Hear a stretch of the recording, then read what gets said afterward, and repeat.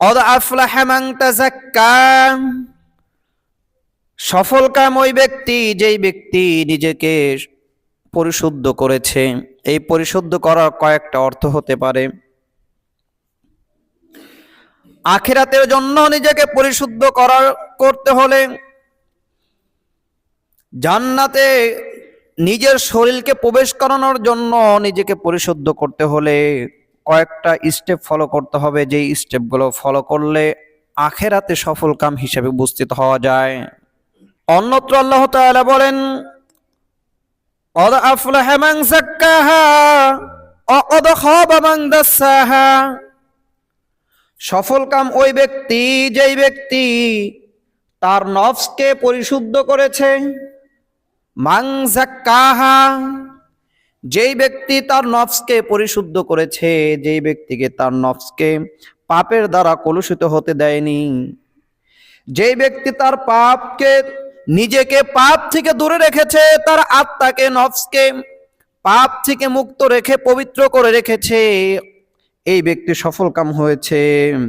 অকদ খাবা মান দাসসাহা, পক্ষান্তরে যেই ব্যক্তি দাসসাহা, এই অন্তরকে কলুষিত করেছে, পাপের সাথে মিশ্রণ দিয়ে দিয়েছে, আর যখনই পাপের সাথে তার আত্মাকে মিশিয়ে দিয়েছে, তার নাফসকে যুক্ত করে দিয়েছে, স্বাভাবিকভাবেই এই অন্তরটাতে একটা কালো দাগ পড়ে যায়, যার কারণে এই আত্মা কখনো দুনিয়াতেও শান্তিতে থাকতে পারে না। আল্লাহ তাআলা আত্মাদেরকে যখন একত্রিত করলেন, সৃষ্টি করে বললেন, আলাস্তু বিরব্বিকুম, তোমরা শোনো, এদিকে লক্ষ্য করো, আলাস্তু বিরব্বিকুম, আত্মাদেরকে, নফসদেরকে, আত্মাদেরকে আল্লাহ তাআলা সৃষ্টি করলেন, সমস্ত আত্মাকে একসাথে, সমস্ত আত্মাকে একটা মাঠের মধ্যে একত্রিত করলেন, বিশাল সমাবেশ। আল্লাহ তাআলা বলছেন, আলাস্তু বিরব্বিকুম, আমি কি তোমাদের রব নই? তখন ফেরেশতা, তখন আত্মাগুলো বলেছিল, বালা, অবশ্যই আপনি আমাদের রব, আপনি আমাদেরকে সৃষ্টি করেছেন। সুতরাং যে আত্মাকে আল্লাহ তাআলা সৃষ্টি করলেন, যে আত্মাকে আল্লাহ তাআলা সৃষ্টি করলেন, মানুষের মধ্যে আল্লাহ তাআলা ফুঁকে দিলেন, এই আত্মাকে আল্লাহ তাআলার আনুগত্যের উপরে সৃষ্টি করেছেন। সুতরাং এই আত্মা যখন আল্লাহর আনুগত্য থেকে বের হয়ে যায়, তার এই আত্মাকে, নফসকে যখন পাপের সাথে কলুষিত করে, অকদ খাবা মান দাসসাহা, যেই ব্যক্তি তার আত্মাকে পাপের সাথে কলুষিত করে ফেলে, মিশ্রণ করে ফেলে, তখন এই আত্মা সেই আগের যে একেবারে ধবধবে ফুরফুরে পাপ মুক্ত, ভেজাল মুক্ত, চিন্তা মুক্ত, টেনশন মুক্ত আত্মা ছিল, একমাত্র আল্লাহ তাআলার আনুগত্যশীল আত্মা ছিল, সেই আত্মা যখন কলঙ্কিত হয়ে যায়, সে দুনিয়াতেও আর শান্তি খুঁজে পায় না, অন্তরটা অস্থির অস্থির লাগে। লক্ষ কোটি টাকার সম্পদ রয়েছে, কিন্তু তার আত্মা, তার নফস আর শান্তি খুঁজে পায় না। তাও যেমন কেন যেন তার এমন একটা অবস্থা সৃষ্টি হয়, পরিতৃপ্ত হতে পারে না, সে আরো সম্পদ চায়, আরো শান্তি চায়, মনে করে আরো টাকা পয়সা হলে মনে হয় শান্তি মিলবে। কিন্তু এই আত্মাকে যখন কলুষিত করে ফেলে, তার এই আত্মা আরো পরিতৃপ্ত হয় না, এই আত্মা আরো চায়, নানা রকম টেনশন ঝামেলা তখন আরো বেড়ে যায়, কখনো শান্তি খুঁজে পাওয়া যায় না। বরঞ্চ আল্লাহ তাআলা এদের জন্য আরো রিজিককে সংকুচিত করে দেন, দুনিয়ার শান্তি, দুনিয়ার ভোগ বিলাস আরো সংকুচিত করে দেন। বিশাল প্রাসাদ, লক্ষ কোটি টাকা দিয়ে প্রাসাদ করা হয়েছে, কিন্তু আল্লাহ তাআলা তার রিজিক সংকুচিত করে দেওয়ার কারণে এই ব্যক্তির এই প্রাসাদেও আর শান্তি খুঁজে পায় না, ভালো লাগে না। মাঈশাতান দঙ্কা, যারা আল্লাহর ইবাদত থেকে গাফিল হয়, আল্লাহ তাআলা তার রিজিককেও সংকুচিত করে দেন। আর রিজিক মানে কি? রিজিক মানে কি শুধু খাওয়া? রিজিক মানে শুধু পোশাক? রিজিক মানে সুন্দর স্ত্রী? রিজিক মানে একটা ভালো পরিবার? সমস্ত কিছুই রিজিক। তার শান্তি, দুনিয়াতে টেনশন মুক্ত জীবন একটা রিজিক, দুনিয়াতে পরিতৃপ্ত আত্মা একটা রিজিক। যেই আত্মা পরিতৃপ্ত হয়, যা পায় অতটুকুতেই সন্তুষ্ট হয়, এতটুকুতেই মনে করে সন্তুষ্ট, আর লাগবে না, আমি পরিতৃপ্ত। এটাও রিজিক। কিন্তু আল্লাহ রিজিককে যখন সংকুচিত করে দেন তখন তারা আর শান্তি পায় না। আল্লাহ বলছেন, অকদ খাবা মান দাসসাহা, যারা তাদের আত্মাকে, যারা তাদের নফসকে কলুষিত করে ফেলেছে, এরা আখিরাতেও ক্ষতিগ্রস্ত হয়। খাবা মানে তারা ক্ষতিগ্রস্ত হয়, ধ্বংস হয়, জাহান্নামের জন্য উপযুক্ত হয়ে যায়। তাহলে দুইটা চিহ্ন হলো, অদ আফলাহা মান তাযাক্কা, ওই ব্যক্তি সফল যে নিজেকে পরিশুদ্ধ করেছে। আর পরিশুদ্ধ করার জন্য অনেকগুলো মাধ্যম রয়েছে। প্রথমে নিজেকে পরিশুদ্ধ করতে হলে ওই যে আল্লাহ তাআলার সামনে ঘোষণা দিয়েছিলাম, বলেছিলাম, বালা, আপনি আমাদের রব, আপনি ছাড়া আর কোনো রব নাই। সেই দিন যেমন অন্তর ছিল দুনিয়াতে এখনো আল্লাহ তাআলার জন্য ওইভাবেই নিজের অন্তরটাকে শুরু করতে হবে পরিশুদ্ধর মাধ্যমে। তার মানে শিরিক মুক্ত জীবন। তার মানে কি? সেই দিন বলেছিলাম, আপনি আমাদের রব, আপনি ছাড়া আমাদের কোনো রব নেই, আপনি ছাড়া আর কেউ সন্তান দিতে পারে না, আপনি ছাড়া কেউ রিজিক দিতে পারে না, আপনি ছাড়া আর কাউকে ভয় পাওয়ার উপযুক্ত কেউ নেই, আপনি ছাড়া ইবাদতের কেউ নেই, আপনি ছাড়া রোগ থেকে মুক্তি দেওয়ার কেউ নেই, আপনিই একমাত্র রব, আপনিই একমাত্র ইলাহ। সেই দিন যেভাবে বলেছিলাম ওইভাবে যদি আজও নিজেকে শিরিক থেকে মুক্ত রাখতে পারি, তাহলে প্রথম ধাপে আমাদের অন্তরটা পবিত্র হতে শুরু করবে। কদ আফলাহা মান তাযাক্কা, সফল ওই ব্যক্তি যেই ব্যক্তি পরিশুদ্ধ হয়েছে, পবিত্র হয়েছে। তাহলে পবিত্রতার প্রথম যেই মাধ্যম সেটা হচ্ছে নিজের আত্মাকে, নিজের আমলকে, নিজের আকীদাকে, তাওহীদকে শিরিক থেকে মুক্ত রাখতে হবে। কি থেকে? শিরিক থেকে মুক্ত রাখতে হবে। তাহলে আমাদের তাওহীদ হবে শিরিক মুক্ত। সেই দিনের মতো কলুষিত আত্মা, একেবারে ফুরফুরে আত্মা, তার মধ্যে আর কোনো মিশ্রণ থাকবে না, পাপের মিশ্রণ থাকবে না।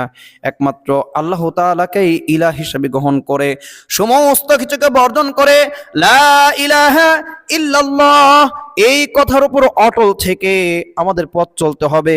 তাহলে প্রাথমিক অবস্থায় আমাদের আত্মা পরিশুদ্ধ হবে। দ্বিতীয় নম্বর, আমলের ক্ষেত্রে পরিশুদ্ধ করতে হবে।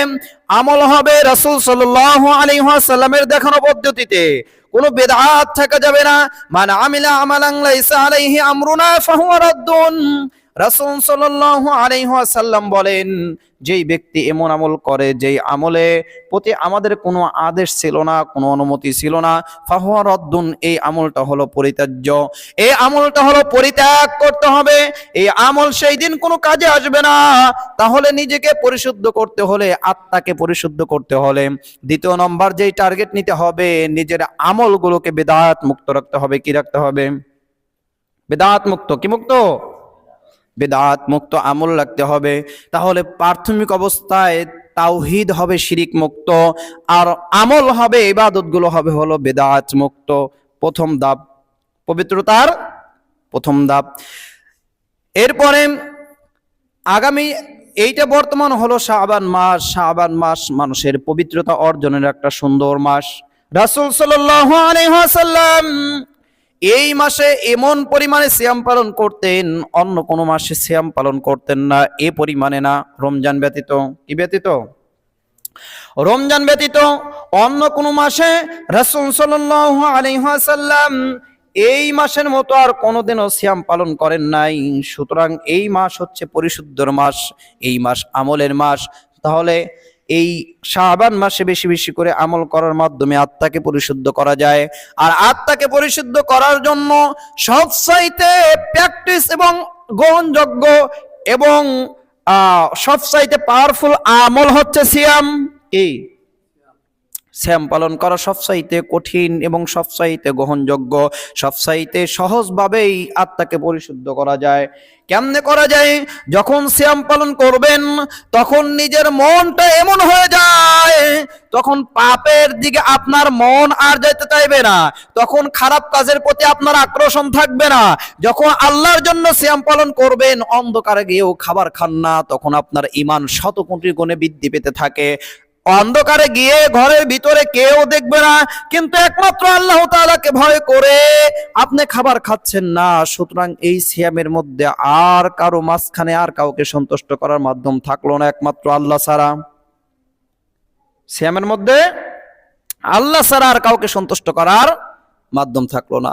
বিশাল অঙ্কে দান করতে পারেন, এই দান হতে পারে লোক দেখানোর জন্য, এই দান হতে পারে আপনার সম্পদ ঠিকই যাবে মানুষকে দেখানোর জন্য হতে পারে, নিজের বরত্ব প্রকাশ করার জন্য হতে পারে। আবার অনেকের দান এরকমও হতে পারে যে মানত করেছিল যদি এই হয় তাহলে এই দিব, তার মানে আল্লাহর সাথে চুক্তিবদ্ধ হওয়ার কারণে বিভিন্ন কারণে দান হতে পারে।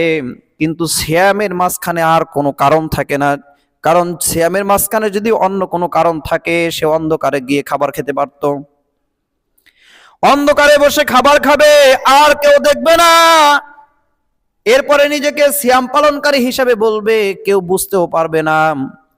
সিয়াম পালনকারীদের সাথে যে একসাথে সাহরি ইফতারও করবে, মানুষে বুঝবে এই ব্যক্তি 30টাই সিয়াম পালন করেছে রমজান মাসে এবং মাঝে মধ্যেই সিয়াম পালন করে, কিন্তু মূলত আল্লাহ তাআলা দেখলেন সে সিয়াম পালন করে নাই। তাহলে যারা সিয়াম পালন করে অন্ধকারে যায় খায় না, তারা একমাত্র আল্লাহ তাআলার জন্যই সিয়াম পালন করেন। আর যখন সিয়াম পালন করা অবস্থায় তার খারাপ কাজের দিকে আগ্রহ কমে যায়, রাসূল সাল্লাল্লাহু আলাইহি ওয়াসাল্লাম বলেন যে হে যুবক তোমরা বিবাহ শাদী করো। শেষের দিকে রাসূল সাল্লাল্লাহু আলাইহি ওয়াসাল্লাম লম্বা হাদিস বলছেন বিবাহ করো। কেন বিবাহ করবে? বিবাহ তোমার নজরকে দৃষ্টিকে নিচা করে। যদি তোমাদের বিয়ে করার সামর্থ্য না থাকে তাহলে তোমরা ফালাইহি বিসাওম, সাওম পালন করো, কেননা সিয়াম তোমাদের নফসকে, তোমাদের চাহিদাকে দমন করে রাখে। সুতরাং সিয়াম পালন করলে মানুষ পাপের কাজে জড়ায় না, সিয়াম পালন করলে কারোই মানে পার্টিতে ড্যান্স দেওয়ার ইচ্ছা থাকবে না। সিয়াম পালন করলে সে আর তার আকাঙ্ক্ষা থাকবে না খারাপ কাজের দিকে, তার আকাঙ্ক্ষাটা আগের থেকেই খারাপ কাজের আকাঙ্ক্ষা দুর্বল হয়ে যাবে, তার যেই খারাপ নফস রয়েছে তার শক্তি কমে যাবে, এবং যার নফসটা, যে ভালো নফসটা রয়েছে, ভালো আত্মা যেটা মানুষকে ভালো কাজের দিকে আহ্বান করে, এটা তেজ হয়ে যাবে, শক্তিশালী হয়ে যাবে। সুতরাং সিয়াম পালনের মাধ্যমে আল্লাহ তাআলার নৈকট্য হাসিল করা খুবই সহজ হয়ে যায়। আর এই শাবান মাস হলো সিয়াম পালন করার সারা বছরের মধ্যে সবচাইতে বেশি সিয়াম পালন করার দ্বিতীয় মাস। কোন মাস? প্রথম রমজান, এরপরে দ্বিতীয় মাস। এই মাসে রাসূল সাল্লাল্লাহু আলাইহি ওয়াসাল্লাম খুবই বেশি পরিমাণে সিয়াম পালন করতেন। আল্লাহ তাআলা আমাদেরকে সিয়াম পালন করার তৌফিক দান করুন, আমিন। আন আয়েশা রাদিয়াল্লাহু তাআলা আনহা ক্বালাত, আয়েশা রাদিয়াল্লাহু তাআলা আনহা বলেন মা রাআইতু রাসূলুল্লাহি সাল্লাল্লাহু আলাইহি ওয়াসাল্লাম ইস্তাকমালা সিয়ামা শাহরিন আত্তু ইল্লা রমাদান ওয়া মা রাআইতুহু ফি শাহরি আকসারা সিয়ামান মিনহু ফি শাবান। রাসূল সাল্লাল্লাহু আলাইহি ওয়াসাল্লামকে আমি দেখেছি ইস্তাকমালা সিয়ামা শাহরিন আত্তু ইল্লা রমাদান, কোন মাসকে সিয়াম পালনের মাধ্যমে পরিপূর্ণ করতে দেখি নাই, শুধুমাত্র রমজান মাস রাসূল সাল্লাল্লাহু আলাইহি ওয়াসাল্লাম পরিপূর্ণ সিয়াম পালন করতেন। মানে রমজান মাস ফরজ সিয়াম কি সিয়াম? ইয়া আইয়ুহাল্লাযীনা আমানু কুতিবা আলাইকুমুস সিয়াম কামা কুতিবা আলাল্লাযীনা মিন ক্বাবলিকুম লাআল্লাকুম তাত্তাকুন। হে ঈমানদারগণ, তোমাদের উপর সিয়ামকে ফরজ করে দেওয়া হলো যেভাবে তোমাদের পূর্ববর্তীদের উপরে সিয়াম ফরজ করা হয়েছিল, লাআল্লাকুম তাত্তাকুন, যাতে করে তোমরা তাকওয়া অবলম্বন করতে পারো, মুত্তাকি হতে পারো, পরহেজগার হতে পারো। লাআল্লাকুম তাত্তাকুন, যাতে করে তোমরা আল্লাহ তাআলাকে ভয় করতে পারো। রাসূল সাল্লাল্লাহু আলাইহি ওয়াসাল্লাম রমজানের সিয়াম পালন করতেন। মা আয়েশা রাদিয়াল্লাহু তাআলা আনহা বলছেন ওমা রাআইতুহু ফি শাহরিন আকসারা সিয়ামান মিনহু ফি শাবান, আর আমি রাসূল সাল্লাল্লাহু আলাইহি ওয়াসাল্লামকে শাবান মাস ব্যতীত অন্য কোন মাসে এত বেশি পরিমাণে সিয়াম পালন করতে দেখি নাই। সুবহানাল্লাহ। রাসূল সাল্লাল্লাহু আলাইহি ওয়াসাল্লাম শাবান মাসে এত পরিমাণে সিয়াম পালন করতেন যে অন্য কোন মাসে আমি রাসূল সাল্লাল্লাহু আলাইহি ওয়াসাল্লামকে এই পরিমাণে সিয়াম পালন করতে দেখি নাই। সুতরাং শাবান মাসের সিয়ামের গুরুত্ব আছে কি নাই? শাবান মাসের গুরুত্ব, সিয়ামের গুরুত্ব রয়েছে, তবে এই সিয়াম হতে হবে বিদআত মুক্ত, কি মুক্ত? এই শাবান মাস, রমজানের আগের মাস হলো শাবান। এই শাবান মাসের যেমন ফজিলত রয়েছে, সিয়ামের গুরুত্ব রয়েছে। কারণ সারা বছরে যে আমলগুলো করি, আল্লাহ তাআলার নিকটে পুরা বছরের একটা হিসাব আল্লাহ তাআলার নিকটে পেশ করা হয়। বান্দা সারা বছর যে আমলগুলো করেছিল, পুরা মাসের আমলগুলো শাবান মাসে আল্লাহ তাআলার কাছে পেশ করা হয়। পুরা বছরের আমল পেশ করা হয় আল্লাহ তাআলার নিকটে। রাসূল সাল্লাল্লাহু আলাইহি ওয়াসাল্লাম বলেন, আমি পছন্দ করি আল্লাহ তাআলা আমার আমলগুলো আল্লাহ তাআলার সামনে পেশ করা হোক ওয়া আনা সাইমুন, এমন অবস্থায় যে আমি সিয়াম পালনকারী। পুরা বছরের আমলগুলো আল্লাহ তাআলার নিকটে পেশ করা হোক কি অবস্থায়? এমন অবস্থায় যে আমি সিয়াম পালনকারী। আল্লাহ তাআলার নিকটে যখন আমার আমলকে পেশ করা হবে, আল্লাহ তাআলা আমল দেখবেন, সারা বছরে হিসাব দেখবেন, কিন্তু তখন আমি সিয়াম পালনকারী অবস্থায় থাকবো। এটা আমি পছন্দ করি। এজন্য এই রাসূল সাল্লাল্লাহু আলাইহি ওয়াসাল্লাম সোমবার এবং বৃহস্পতিবারেও সিয়াম পালন করতেন। কারণ এই দুই দিনেও সাপ্তাহিক একটা হিসাব আল্লাহ তাআলার নিকটে যায়। সাপ্তাহিক একটা হিসাব দেই, সপ্তাহে কি কি আমল করেছে, কি কি ভালো কাজ করেছে, এগুলা আল্লাহ তাআলার কাছে যায়। সুতরাং আমার আমলটা আল্লাহ তাআলার কাছে যাবে এমন অবস্থায় যে আমি সিয়াম পালনকারী। শাবান মাসে সিয়াম পালন করার আরেকটা সুবিধা হলো, শাবান মাসে সিয়াম পালন করলে রমজান মাসে সিয়ামটা সহজ হয়। কি হয়? সহজ হয়। কারণ 3 বেলা খেয়ে হঠাৎ করে রমজান মাসে সিয়াম পালন করা কষ্টকর না? যে শাবান মাস হলো একটা প্র্যাকটিসের মাস। কিসের মাস? রমজানের সিয়াম পালন করার একটা প্র্যাকটিস করার, ট্রাই করার, আগের থেকে প্রস্তুতি নেওয়ার মাস একটা শাবান মাস। আয়েশা রাদিয়াল্লাহু তাআলা আনহা বলেন, আমি যে রমজান মাসে যেই সিয়ামগুলো আমার ভাঙ্গা পড়ে যেত, যেই সিয়ামগুলো আমি মহিলাদের সাধারণভাবে যেই সিয়ামগুলো বাদ পড়ে বা ভাঙ্গা পড়ে যায়, এমন হতো যে আমি অধিকাংশ বছর শাবান মাসে সিয়ামগুলো পূর্ণ করতাম। তার মানে শাবান মাসে মহিলাদের যেই গত বছরের রমজান মাসে সিয়ামগুলো ভাঙ্গা পড়েছিল, এখন পর্যন্ত আপনারা এটা শেষ করতে পারেন নাই, সময় হয় নাই, বিভিন্ন কর্মব্যস্ততা, এবং রমজান মাসে যেই একটা চাহিদা থাকে সিয়াম পালন করার, যেই আগ্রহ থাকে, সকলে ঐক্যবদ্ধ হয়ে সাহরি খেয়ে তারপরে সিয়াম পালন করা যায়। সেই সুযোগটা যেহেতু অন্য মাসে হয় না বা দিন বড় থাকে, সিয়াম পালন করতে সক্ষম হন নাই, তাহলে রমজান মাসের পূর্বে শাবান মাস হচ্ছে তার উপযুক্ত সময়। তাহলে আগে যে সিয়ামগুলো এখন পর্যন্ত আদায় করতে পারেননি মা বোনেরা, তাদের জন্য এটা হলো উপযুক্ত সময়। তাহলে আর কয়েকটা দিন হয়তো শাবান মাসের রয়েছে। আল্লাহ তাআলা আমাদেরকে এই মাসে নফল সিয়াম আদায় করা, পালন করার তৌফিক দান করুন, এবং অতীতের যেই সিয়ামগুলো আমাদের অপূর্ণ থেকেছে সেই সিয়ামগুলো পালন করার তৌফিক দান করুন। আমিন। সম্মানিত মুসলিম ইকরাম, আমরা বলছিলাম সূরা আলা আয়াত নম্বর 14 আল্লাহ বলছেন, কদ আফলাহা মান তাযাক্কা, সফল ওই ব্যক্তি যেই ব্যক্তি নিজেকে কি করেছে? পরিশুদ্ধ করেছে। কদ আফলাহা মান তাযাক্কা, পরিশুদ্ধ করেছে। ওয়া যাকারা ইসমা রাব্বিহি ফাসাল্লা, এবং সফল ওই ব্যক্তি যেই ব্যক্তি আল্লাহ তাআলার নামের জিকির করে। কি করে? জিকির করে। ফাসাল্লা, এবং সালাত আদায় করে। তাহলে ওই ব্যক্তি সফল হয়। প্রথমে কি করতে হবে? আত্মাকে পরিশুদ্ধ করতে হবে। আত্মাকে পরিশুদ্ধ করার মাস রমজান মাস। রমজান মাস আত্মাকে পরিশুদ্ধ করার মাস। আর এই মাসে আল্লাহ তাআলা মুমিনের জন্য কত শত রাস্তা খোলা রেখেছে মাফ করার জন্য। তারপরেও যদি আমরা এই মাসে আল্লাহ তাআলা থেকে মাপ না নিতে পারি, তাহলে আর কবে নিব? আর আল্লাহ তাআলা বলেন, শাহরু রমাদান আল্লাযী উনজিলা ফীহিল কুরআন হুদাল লিন-নাসি ওয়া বাইয়িনাতিন মিনাল হুদা ওয়াল ফুরকান। এটা হচ্ছে সেই রমজান মাস, যে রমজান মাসে কোরআনকে নাজিল করা হয়েছে। হুদাল লিন-নাসি ওয়া বাইয়িনাতিন মিনাল হুদা ওয়াল ফুরকান, যেই কোরআন মানুষের জন্য হেদায়েত এবং সত্য মিথ্যার পার্থক্যকারী।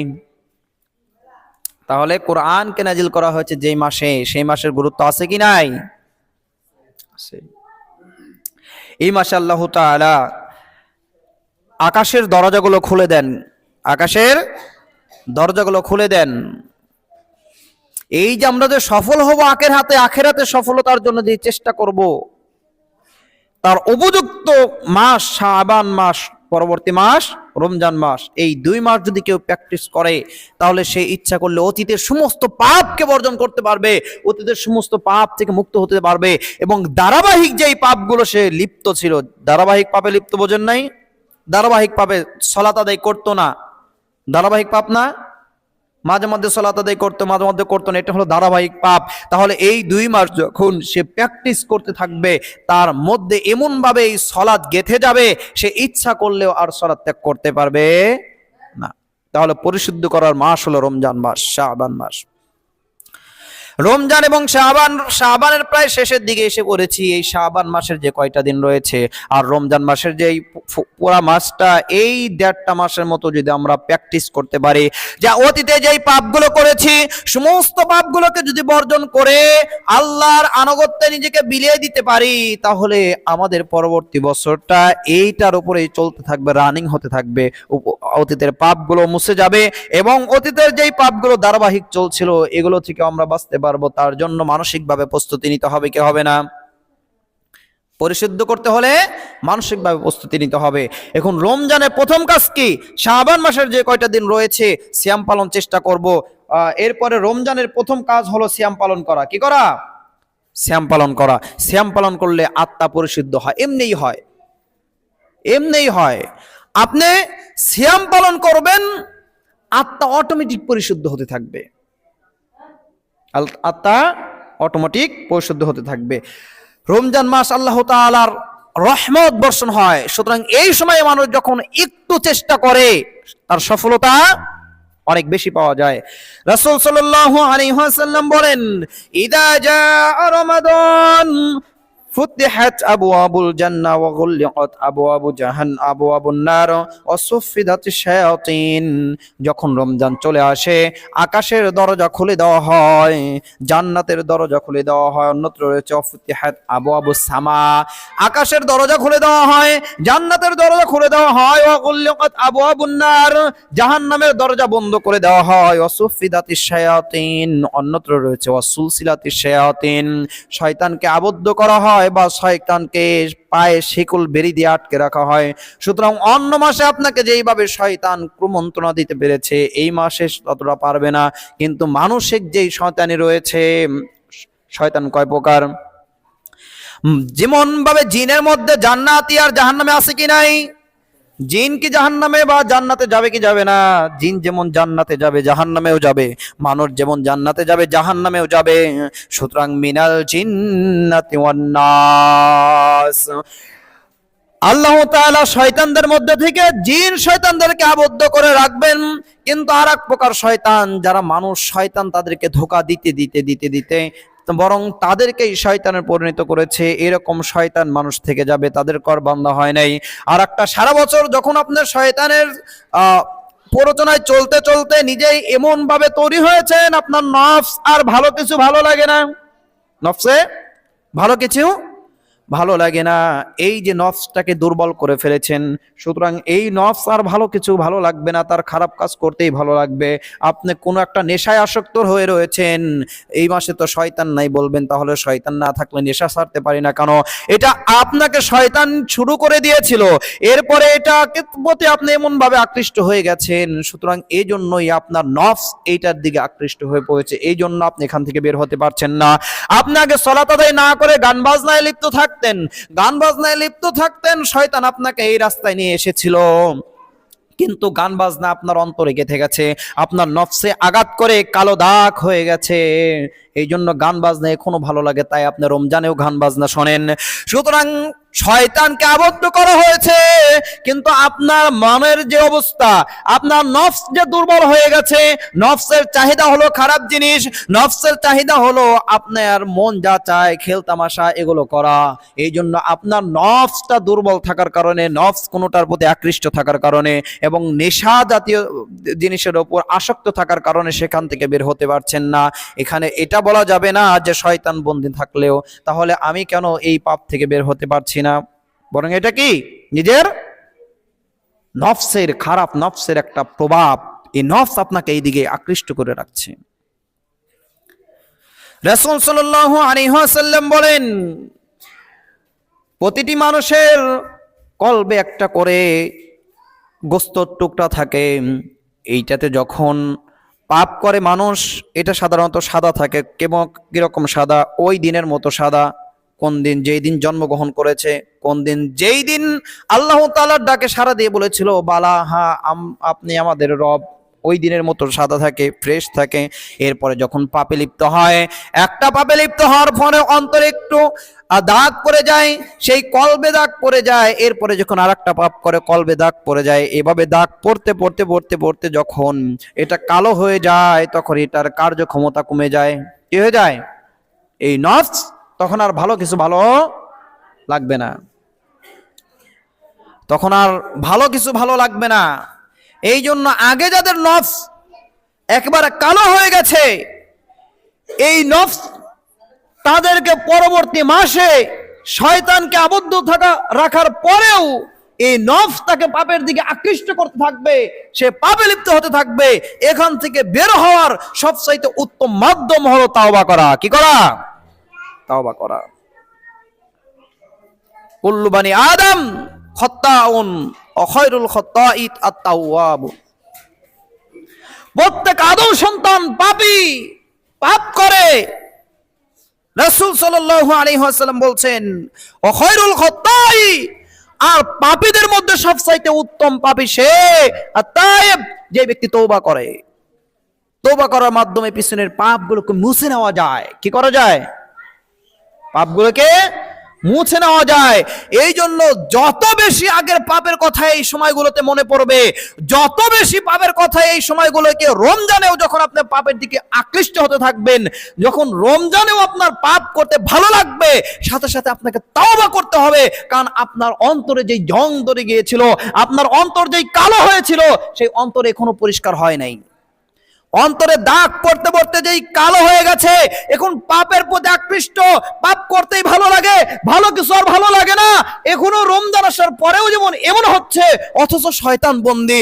রমজান আসার পরেও সালাত পড়তে ভালো লাগে না, অথচ শয়তান বন্দী। রমজান আসার পরেও গান বাজনা ভালো লাগে, অথচ শয়তান বন্দী। রমজান আসার পরেও সুদ ঘুষে লিপ্ত হচ্ছেন, এটাই ভালো লাগে, অথচ শয়তান বন্দী। তার মানে বুঝতে হবে, শয়তান বন্ধ থাকা অবস্থায় আপনার পাপকেই ভালো লাগে, ভালো কাজ ভালো লাগে না। তার মানে অন্তর, কলব।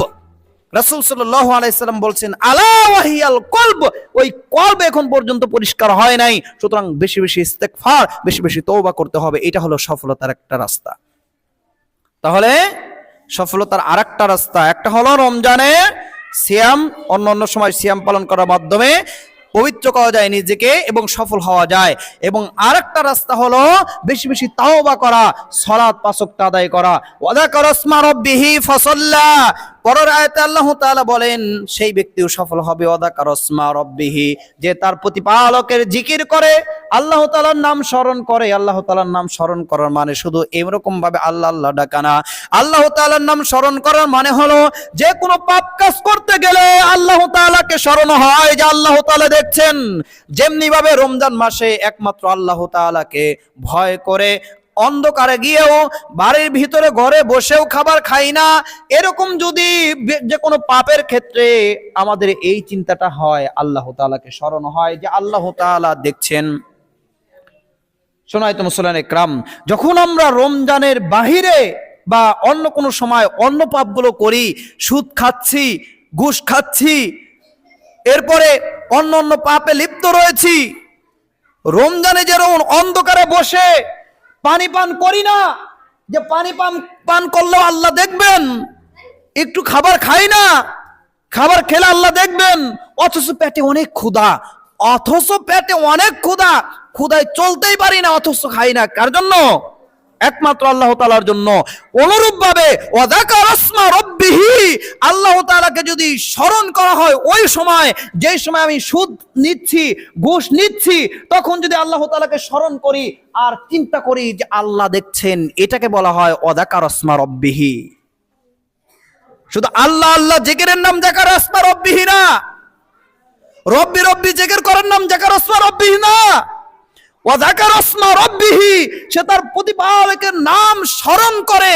এই স্মরণ করার নাম হলো মানে হলো পাপ কাজ করতে গেলে আল্লাহকে স্মরণ করবে, আল্লাহকে ভয় করে, আল্লাহর কথা মনে করে পাপ কাজ থেকে বিরত থাকবে। এর নাম হচ্ছে ওয়া যাকারা ইসমা রাব্বিহি ফাসাল্লা, এবং সালাত আদায় করতে হবে। তাহলে পাপ কাজ করতে হলেও আল্লাহকে স্মরণ করতে হবে, ভয় করতে হবে, এবং সালাত আদায় করলেই সফল হওয়া সম্ভব। আল্লাহ তাআলা আমাদেরকে সফলতা দান করুক দুনিয়া এবং আখিরাতে। আমিন।